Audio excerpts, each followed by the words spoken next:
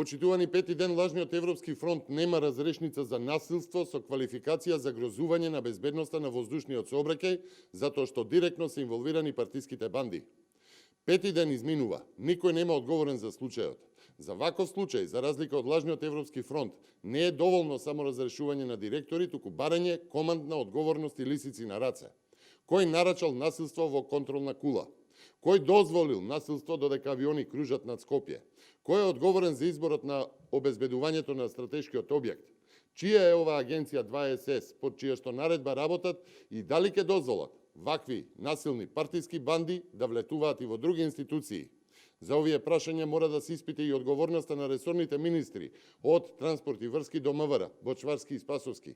Законот е јасен и прецизен. Ова не е кошкање меѓу колеги, ова е загрозување на безбедноста на воздушниот сообраќај, квалификација која што постои во законот. Бараме лажниот Европски фронт да ги тргне рацете од правосудството. Случајот мора да има вистинска завршница. Ако не сега, тогаш ќе ја има по изборите.